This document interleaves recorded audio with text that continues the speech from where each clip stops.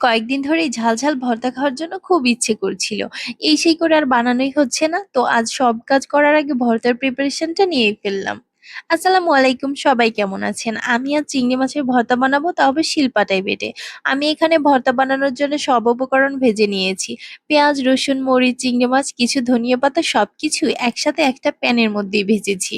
একটু ঠান্ডা হওয়ার পরে মরিচ, পেঁয়াজ, রসুন আর চিংড়ি মাছগুলো ৩টি ভাগে আলাদা করে নিয়েছি।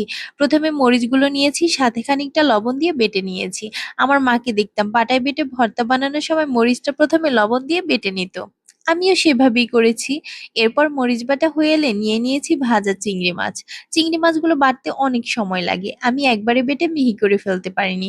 মাছের মাথার অংশের খোসাগুলো আস্তে আস্তে রয়ে গেছে। এজন্য চিংড়ি মাছটা আবার বেটে নিয়েছি। চিংড়ি মাছ পাটায় পিষা অনেক কষ্ট। যেসব খাবার বানাতে কষ্ট বেশি, আমাদের কাছে সেই সব খাবারগুলো খেতেই বেশি মজা লাগে। মাছ বাটা শেষ হয়ে গেলে ভাজা পেঁয়াজ, রসুন আর সাথে বেলকনি থেকে তুলে আনা ফ্রেশ কয়েকটা ধনিয়া পাতা নিয়েছি। এরপর সবকিছু বেটে নিয়েছি।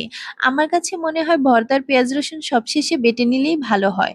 আর পেঁয়াজ রসুনটা বেশি মিহি করব না, একটু আস্তে আস্তে রাখবো, যেন খাওয়ার সময় মুখে পড়ে।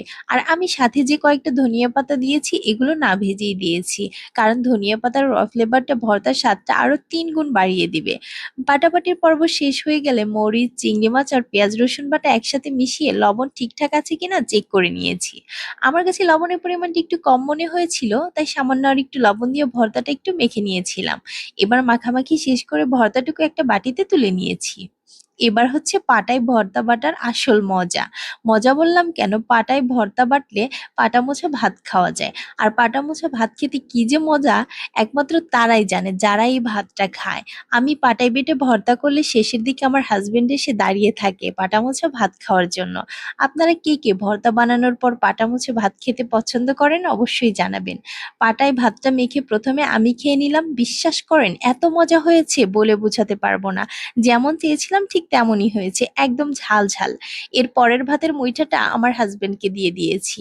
বাসায় ভর্তা বানালে আমরা দুজনে এভাবে একসাথে পাটা মোছা ভাত খাই। বাসায় ভর্তা বানালে মাছ মাংস রান্না থাকলে ওদিকে কারো চোখই পড়ে না, সবার চোখ শুধু ভর্তার উপরেই থাকে। আজ এ পর্যন্ত, সবাই ভালো থাকবেন, সুস্থ থাকবেন। আল্লাহ হাফেজ।